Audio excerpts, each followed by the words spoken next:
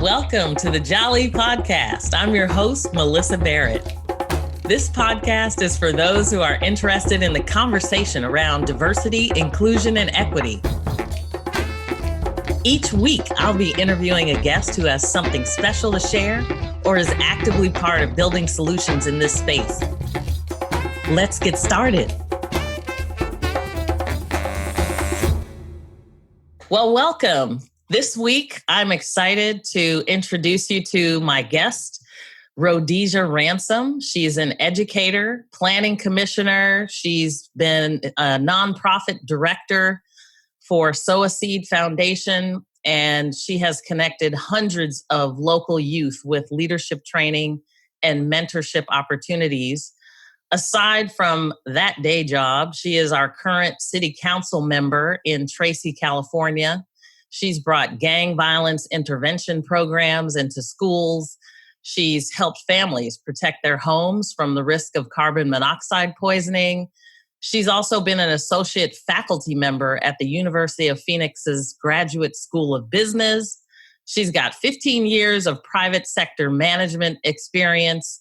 And certainly as a planning commissioner, she looked to attract new jobs while protecting the community's resources. She's been on the San Joaquin Civil Grand Jury, a member of the Anti-Bully Committee for the school district, a state-certified family mediator, and certainly a volunteer instructor for the Student Discovery Program.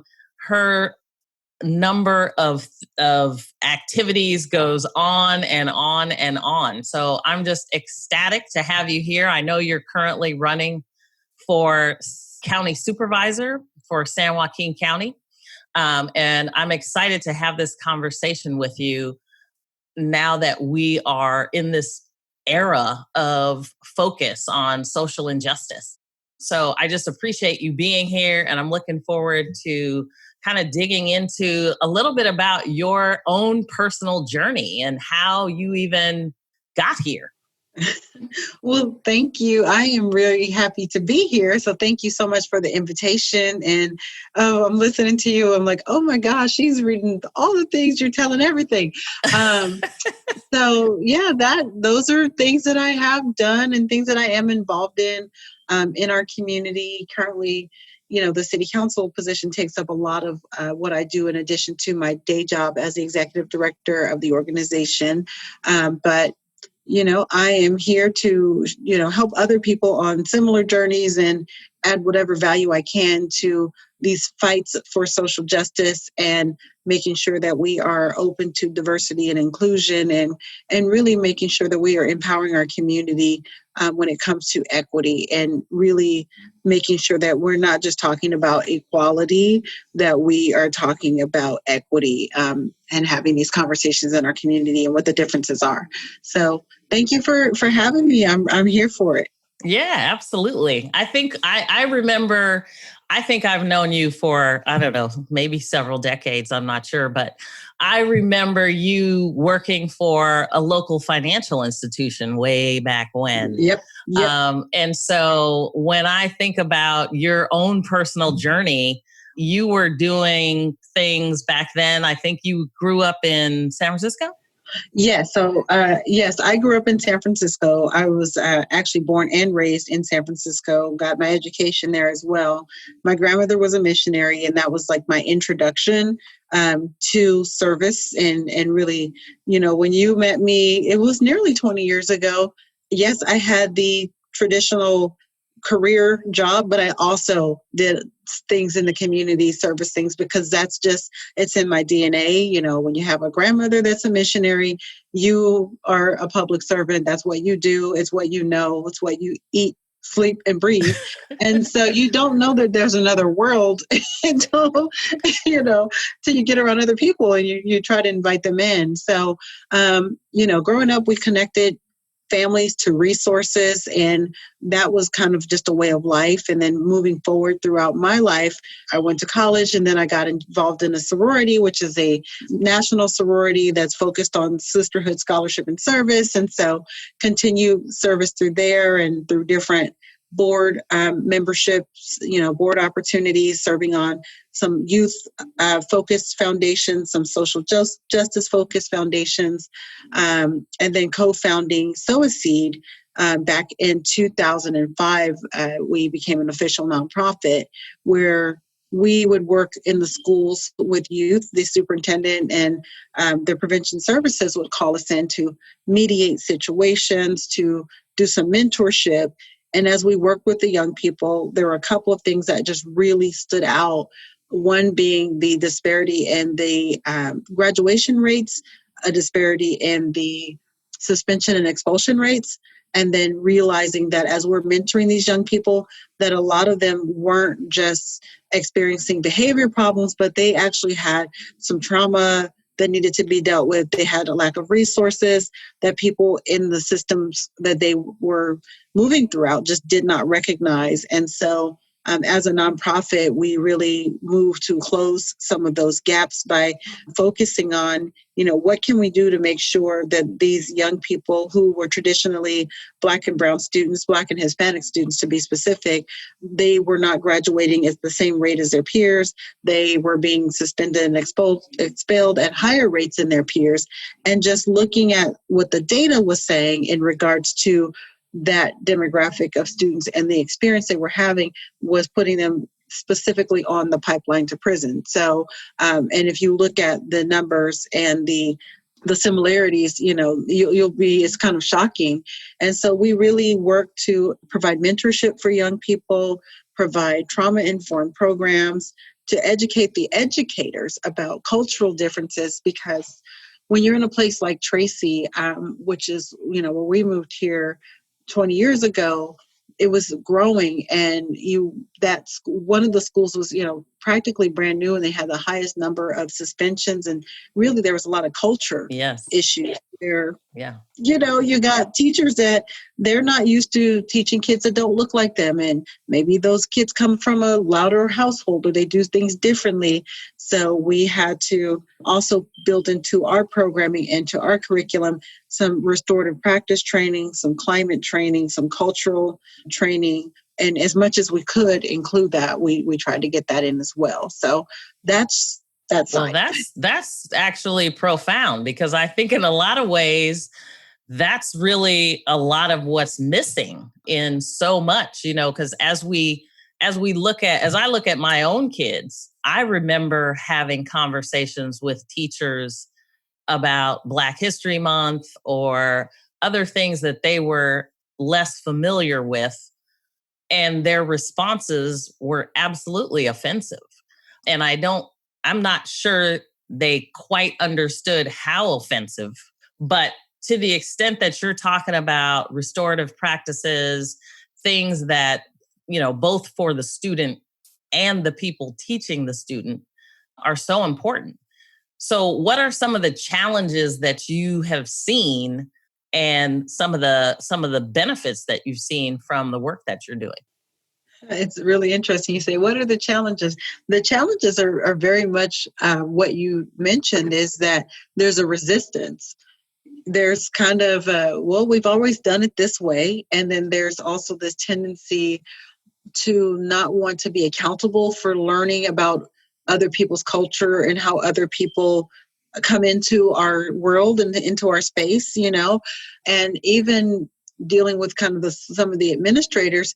They are in places where they can't force their staff, because teachers, as example, have bargaining rights. And so they can't just go and say, okay, well, today you're going to learn this new practice, because they have to agree to participate in it. So one of the things that we did to, teachers are going to hear this, so to infiltrate is through our programs, we really modeled it, and we let them see how successful it could be. And then you make them want to go, well, what did you do with that student? Or we'll find other students other teachers, because you'd have a student who would do great in 6 of 7 classes, but was totally failing with that one.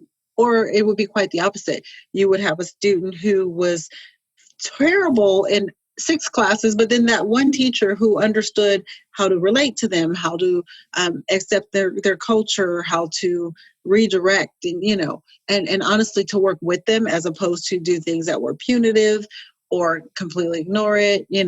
Those teachers had more success, and we kind of tried to build on the success stories and try to get other people to see, well, here's a tool you can use, right, to Yeah, make you more successful. And so that's those, fabulous. yeah, that's one way we did it. Yeah, I mean, it sounds like a program that could definitely look to expand in other areas. Are you focused mostly right now within Tracy or the county or? So we work in schools throughout the county, mostly Tracy and Stockton is where we're located, is where the schools, we go wherever, well, in our county, whatever schools are requesting our services, just because we're a small grassroots organization. We only have 14 employees. We could get more employees, but honestly, we really want to do a good job. And it's all about making sure that the people that you are connecting with, the young people, one, they have a heart for them, but two, they have to have, significant training in different things. So, we started off more as a mentorship organization, but through the years in San Joaquin County, there's this thing called Adverse Childhood Experiences. It's ACEs. It's based on a Kaiser study. And it's kind of a scoring model. Like if so many things happen to you, then those are called ACEs. Like living in poverty is an ACE, experiencing abuse, witnessing violence, those things. Well, in some of the areas that we work in, a lot of those young people have really high ACE scores. And so we can't just mentor them. We have to actually help them heal their situations. And some of the situations include, what we were talking about, which is justice and racism. Experiencing racism or experiencing injustice is actually a traumatic experience that we have to not only help them understand what's happening, if we can get some acknowledgement for what's happening, but it's an experience that we have to try to help heal at the same time. So, that's why it's impossible to just be everywhere, because you just need to do what you can do as well as you can. Yeah, it's definitely a marathon and not a sprint. There's a lot of work to be done for sure, which is why I really wanted to have this conversation with more people, because I think when we start talking about students and the experiences they go through in school, then they end up getting their driver's license. They go out into the world and they believe that they have an opportunity, especially our Black and brown, underrepresented minorities. They believe they can, in fact, conquer the world. And there are a lot of systems in place that sometimes make that a limitation, which is so sad, because I think everybody, if you're a parent, you want to see your kids thrive. Mm-hmm. So what are some of the things that you're involved in with the city council? I mean, we've had a lot of conversations over the last few months about social injustice and racism, and the movement. There have been a lot of protests, both from Black and brown, but also from white and other ethnicities around the city, the country, the world, Right. which is, fabulous to have, allies who are actually understanding the depth of the challenges that have been going on. And I know you're doing a lot of work with the police and other agencies. Can you talk a little bit about how it's impacting your community and some of the solutions that you see? Absolutely. Yes, there's so much happening since the George Floyd killing. I really feel like it's given people an opportunity to breathe and a freedom to really just say, look, this is what we've been dealing with for a long time when it comes to racism and injustice. And it's not that we've never seen it before. It's not that we've never seen a film. We've seen films before, but never seen one quite like that. You never seen one that just kind of hits you in a place where you're just saying, you know what, I cannot be silent about things. I cannot ignore certain things. I cannot allow people to make comments, and we just can't leave people in their ignorance anymore. And what I appreciate about this moment in time is it's not just Black people representing, hey, we want justice. It's not just brown people, but it's everyone. And it's very reminiscent of kind of the civil rights movement. When you look at pictures of Martin Luther King Jr. and, that movement, it was not just Black people in that fight for civil rights. It really takes people to come together to say, we're done. Enough is enough. And I really think that this is a moment in time that I feel like every generation has a moment in time. I don't even feel like this moment belongs to my generation. I feel like this moment belongs to my children's generation, as they have been, they've been at the forefront of different protests. And when you look at a community such as Tracy, where things are relatively peaceful, but we know that there are stories here. There are stories. We live here. We've heard some of the stories. We've seen, there was a play once called Being Black in Tracy, and it was very educational. And we know that there was the National Socialist White People's Party that was here in Tracy at one point. And we know that people have had some experiences. And so this moment in time, once this happened and 600 people show up at a protest, there were at least 5 protests that I know of that I participated in to go and just, my kids went, and just to see people talk about their different experiences, and it's not okay. So we need to, one, give them an opportunity and a platform to express what they've been through, but then as people of governance who are charged with, setting the rules, making the policy, and honestly, quality of life. This is a big quality of life thing when you have young people saying, this happened to me in school in the city that you are a leader in, or, right. We were at one and they said, well, who's in charge of the police? And I said, well, actually, I'm in charge of the police. So what's your concern? What's your problem? Yeah. And I think, we are very fortunate that our police department has done very well as far as, going out and engaging the community. But that didn't mean that to some other folks, they were saying, well, yes, that's your experience, but don't discount my experience. And we cannot do that. Right. So one of the things that has come out of this, in addition to us really trying to give not just young people, but anyone a platform to, express what they were feeling and what their needs are. My question is always like, what is your demands, right? If you're going to protest, you're going to need to what are your demands? I need to know what they are. and right. At the end of the day, because we need to hold you accountable, right? So, tell me what you are holding accountable to. What are you asking for me? And what I found is really people just want to know that they can trust, they can feel safe. They can feel safe when their kids go out. The young people want to feel like they can be treated equal. And so after a few protests, 500, 300, I think the smallest one was like 100 people at a candlelight vigil. And really what we had to do is go back, and myself and other council members, myself and one council member, Areola, and I, we wrote a policy proposal that was just recently adopted called the Equity and Empowerment Initiative. And the purpose of that was to do an assessment of our community. One, we need to acknowledge that everyone's experience in our community is not the same. Acknowledge some past things that have happened, and then make a commitment, a value statement that says, we value equity and diversity here in our community.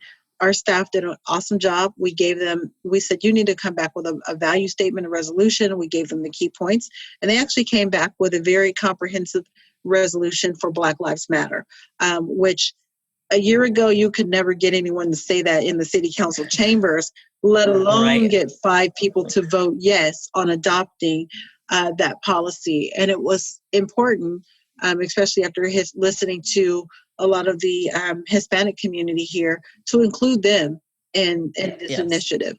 So we put that in there. And then myself and Councilman Areola, we wrote the empowerment initiative to look at our budget and how we're spending money and how we can actually make sure that, when our police are out there doing work, they've already told us, hey, it's not my job to solve homelessness. I am not a social worker. Don't make me go and arrest homeless people and violate their rights, right? So, Right. so we looked at this initiative as a way to not just make a value statement, but to make sure that when it comes to race, sex, gender, sexual orientation, we have women, working in our city, and they need to be able to know that, hey, they have the same opportunities as men, and Black people need to know they have the same opportunities as white people. So we need to make sure that our departments, not just the city departments, but people we give money to through MOUs and contracts and vendors, if you're going to work with our city, you're going to value equity and diversity because it's required before we're going to work with you. So, but basically my point is that we don't want to just talk about, equity and empowerment. We want to make sure that when it comes to the policies in our community, the systems, that people can know that we mean business when we say that we're a place that values equity, and that we value justice, and that you can be safe with us. Our police department, they actually agreed. Even before we even had the conversation, our police chief was on top of it. He'd already made some moves to take out, one of the chokeholds. I can't pronounce that chokehold, but he'd already making a move to take it out. We talked about, they're going to increase their training to make sure that there is a professional courage. There's already a duty to intercede for our police department, but we want to give them the support in the proper training in knowing that this is how you intervene with your coworker, and they should feel safe doing that with one another. So there's training that they're going to go through. There's actually a history of policing that, new recruits are going to learn about, like the history of policing and where it started and where it should go, at least in our city. So that's that's how that's a lot of work. That's great. That is a lot that's of work fabulous. in a short amount of time.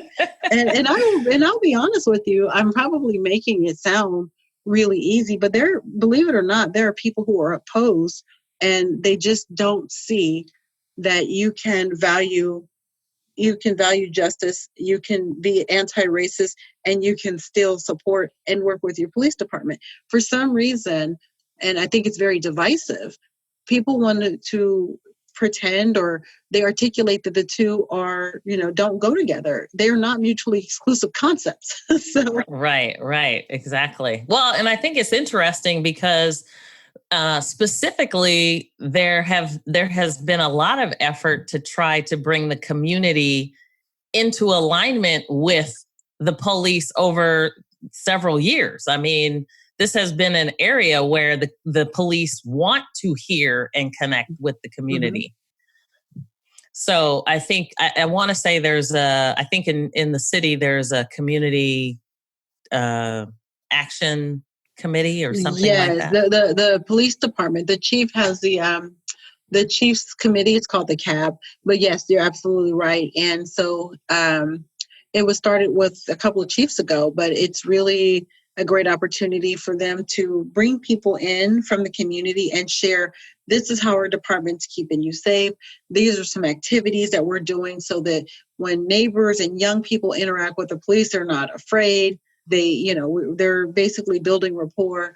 And so that committee was started several years ago. That's one effort. There's also a leadership program that includes, public safety and teaching people how those types of things work. But, sometimes those things look like, they look all nice and shiny and pretty, but then people still don't feel in the community that what they're seeing is what they're getting. And that's the thing that we want to get to. A lot of the stories we hear start in school, and they kind of work their way into other little areas in the community.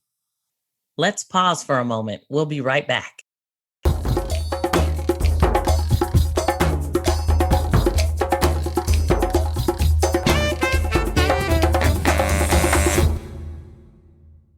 So in terms of diversity and inclusion from a city perspective for city employees, do you all have to make changes? Are you doing things differently in terms of how the city manager, in terms of how they employ and look for and, kind of expand their reach? So it's really funny because we just passed this last Tuesday. And so now there's a couple of cities who've done this. Seattle is being one of them. And so now we're going to be employing this assessment tool to try and figure out like how things look. And it's not about just counting numbers. It's not about just saying, well, now we have enough Black faces or now we have enough, brown faces. But it's really about making sure that people are not being passed over, that implicit biases and people's, things that they don't even know that they carry with them, hey, I think this is a man's job. We need to make sure that our biases for our team and our hiring committees are checked at the door and that everyone has equal footing and equal opportunity. So that assessment is going to kind of tell us where we need to go. But that's the next step, is investing in that assessment and being able to figure out where we need to go to make sure that we are accountable. And then there's going to be some reporting and, outcomes that are part of that as well. And that's great, because I think even a lot of corporations, businesses, some of the merchants that are around, and I'm not just talking locally, but nationally and even abroad, I think the movement to really focus on inclusion and diversity, I have actually seen now we talk more about inclusion, but you can't actually talk about inclusion without talking about diversity, because you first have to know that you are open for business for everyone who wants to experience it. So that's great to hear that we're doing such positive things in the community. Are there things that, from a business perspective, in this county location that maybe they can add to what they're doing as they're focusing on diversity and inclusion? Are there things that you think other businesses should focus on? I don't know that I've thought that far down. For me, it's like a non-negotiable that people need to just acknowledge what's happening in the world and do better. I think one of the biggest issues is that people are super uncomfortable, and they're uncomfortable having these conversations about even racism in their own family, right? And then you have people, there's some things that people do, and they'll come to me, "Oh, Miss Ransom, I can't believe they did that to you. That was racist." Well, that's not how you call it out. You don't whisper to me, so it's one right. Because we have some other layers we have to work on first, Well, and that's a great point, because I think one of the things that with allies, right. That is the one thing that allies can actually do, is call things out like that. And I think sometimes they just are silent. Right. And that's what's happened. So some of the things that we experience, me as a Black woman, maneuvering through a place like Tracy and being in leadership, and some people thinking people that look like me shouldn't be there, if you say something about it, then it's like, oh, you're playing the race card. So, that's really just a way of saying, we don't want to hear what you're saying, and we don't want to acknowledge the role that we have in this thing that you're talking about. And so it's so important that our allies are in tune to those situations and helpful in calling it out, because it's one of those things that, we can't just solve this on our own. And I don't care how much education you have, how much willpower you have. It's just not something you cannot go unwrite decades, hundreds of years, centuries, I should say, worth of codes and policies that even the people that are working with today didn't even realize they were perpetuating those same policies and codes. They didn't write it, so they're not accountable to it. But we need to teach them so that they can help undo some of those systems. So when it comes to private business, I think it's really a personal choice, and it's a personal accountability and responsibility that I will be happy. I've been proud of a lot of people that have reached out to me and said, you know what, I'm not going to be quiet anymore. you know what, there's been some boards that have contacted me and says, can you meet with us? We want to learn how to diversify our board. So I think that's a step in the right direction, is looking at your board and seeing, what do you look like the people you serve? Do you have the experiences that speak to the need, to solving the needs of your community, right, that you're trying to serve? So we've seen some of that. I've had some people call and say, what book should I read? So there was a bookstore here locally. Yes. I don't know if you saw that, Uh-huh. but there was a bookstore locally that was, they're like, hey, we're struggling right now. And I said, look, a lot of you have reached out to me about what book to read. Why don't we start a book club to read these books and support this bookstore? So we all bought this book. I thought I'd start real soft on them. We started with Just Mercy. so we Yeah. bought a book from the bookstore because people are genuinely going, you know what? I'm sorry that I'm late, but at least I'm here now and I want to do better. And Yeah. that's what I think is going to take. Yeah. And I think that's great. If that's where you start, that's where you start. But at least you're starting. I think that's the biggest point. Yes. I think I certainly have talked to a lot of people that are just surprised at the depth of the challenges. So education is always a great equalizer. So to the extent that we can incorporate business into that social impact, I am all for that. So can you talk a little bit about some of the goals that you all have for Sow a Seed, and how that may proliferate in, diversity and inclusion? Are there connections to other positions and jobs? And, I'm excited about young people and what they have to offer. Yes. So one of the things I will say, that as an organization, we've always been focusing on mentoring, and mental health and social justice was part of that. But we decided that we need to be more explicit about that. Because we work with young people, traditionally the young people that come through our organization are young people who've had out-of-home placement, meaning they've been like in foster care, or maybe they had to live with another relative while their parents went through something, or they've been in touch with the juvenile justice system. So we just said, we got to be more direct and intentional about what it means to be an organization that's committed to social justice. And part of that is educating the community, educating our young people that work in our program. So we have we have a Young Leaders in Action program, which is really more it's more fun, like a kind of a youth leadership program. But now we're going to pay some of those young people to be youth organizers and to really go out and help educate other young people about how to be part of a positive movement that really takes back, it really is like taking back your self-esteem, taking back your place in the community, because things like, racism and things that happen to you, they really beat down your self-esteem and your self-worth, and kind of, really push you away from the success you could have as an individual. So we haven't figured out like everything we're going to do, but we definitely have said, what can we do to be more intentional about that social action piece, social justice? Yeah.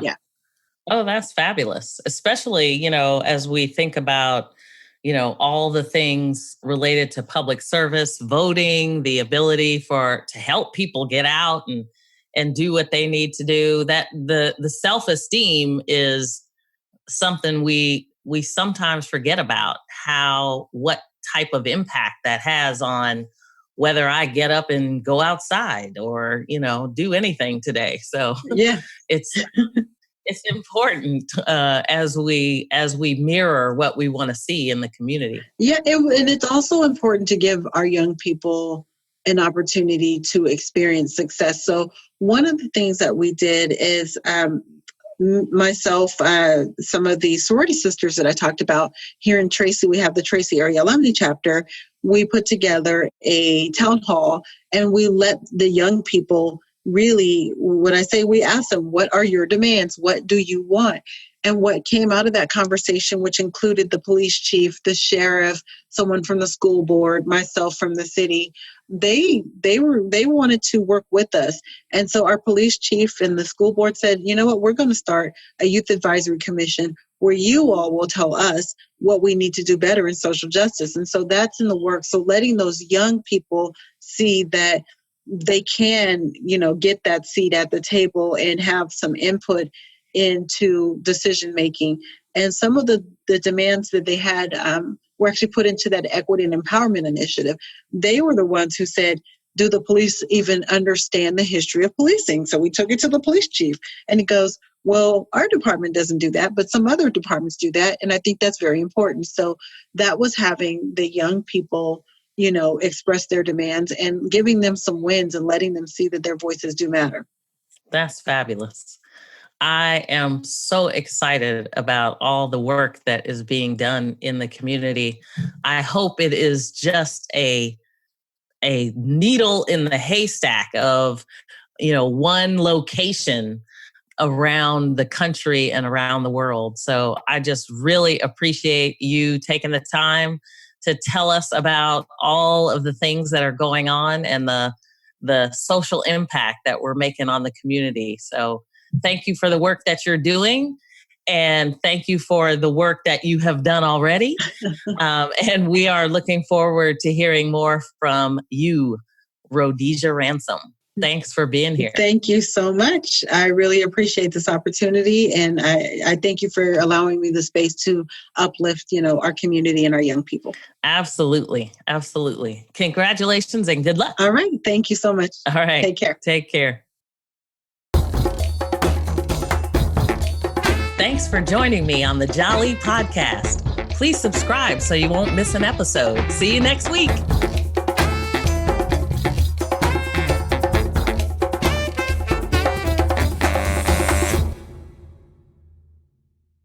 This podcast is a part of the C-Suite Radio Network. For more top business podcasts, visit c-suiteradio.com.